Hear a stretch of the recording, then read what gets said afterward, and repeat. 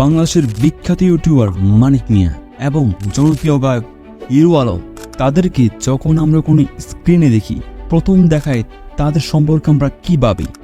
আমি যখন সর্বপ্রথম মানিক মিয়াকে টিকটকে দেখি, তখন আমি মনে মনে ভাবি, এই লোকটা কি করে, পাগল নাকি, যত সব পাগলামি। আর হিরো আলমের কথা কি বলবো, তার কোনো গানই আমার পুরোটাই শোনা হয়নি। আসসালামু আলাইকুম বন্ধুগণ, বর্তমানে মানিক মিয়া একজন সফল ইউটিউবার। তার আছে ইউটিউবে গোল্ডেন প্লে বাটন। সোশ্যাল মিডিয়ার দৌলতে তার উপার্জন প্রায় লাখের উপরে। কি নেই তার, বাড়ি, গাড়ি, ব্যাংক ব্যালেন্স সব কিছুই আছে। সে এখন নিজের খরচ মিটিয়ে অন্যদেরকেও সাহায্য করতে পারে। আর হিরো আলমের কথা কি বলবো, সে যেসব দুঃসাহসিক কাজ করে দেখিয়েছে, যা আমাদের মতো ম্যাঙ্গো পিপলের চিন্তা ভাবনার বাইরে। সাধারণ মেম্বার নির্বাচন থেকে সংসদ নির্বাচন কি করেনি সে। আমার মতে সে একজন সফল মানুষ, কারণ কোনো কিছু হওয়ার চেয়ে হতে চাওয়া উত্তম। মানিক মিয়া প্রবাসে থেকে কোম্পানির কাজ শেষে বিভিন্নভাবে সোশ্যাল মিডিয়াতে ভিডিও কন্টেন্ট বানাতো। আমি জানি এটা এতটাও সহজ নয়, কারণ প্রবাসে মেইন ডিউটি শেষ করে এক্সট্রা কিছু একটা করা, এটা সম্পূর্ণ ধৈর্যের ব্যাপার।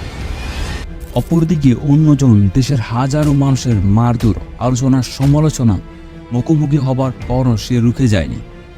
সে শুধু স্বপ্ন দেখেনি, বরং সে বাস্তবায়নের চেষ্টা করে গেছে। কিছু ক্ষেত্রে সে সফলও হয়েছে। দেখুন, হিরো আলমের গান শুনে কেউ কখনো অজ্ঞান হয়নি, আর মানিক মিয়ার কন্টেন্ট দেখেও কেউ কখনো অসুস্থ হয়নি। কিন্তু আমাদের আলোচনা, সমালোচনা তাদেরকে আঘাত করেছে। আজকে তারা এই আঘাতের জন্যই আমাদের থেকে আলাদা।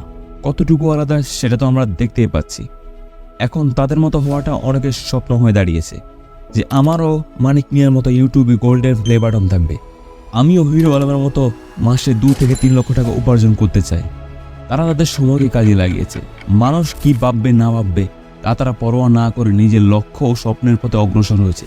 তাই তারা আজকে আমাদের চোখে সফল। মূলত আমি এদেরকে দিয়ে কি বোঝানোর চেষ্টা করেছি, আমার এই ভিডিওটি বানানোর প্রতি উদ্দেশ্য কি? দেখুন, সমাজে আপনি যাই করেন না কেন, তারা আপনাকে নিয়ে আলোচনা সমালোচনা করবেই। তাই আপনার উদ্দেশ্য যদি সৎ থাকে, কে কি ভাববে না ভাববে সেটার দিকে লক্ষ্য না রেখে নিজের রাস্তায় এগিয়ে যান। কোনো একদিন হয়তো সেই সমালোচনাকারীরাই আপনার মতো হওয়ার চেষ্টা করবে। ধন্যবাদ। আজকে এতটুকুই। ভিডিওটি ভালো লাগলে লাইক এবং সাবস্ক্রাইব করে দিন। ততক্ষণে দেখা হচ্ছে পরের ভিডিওতে। আসসালামু আলাইকুম।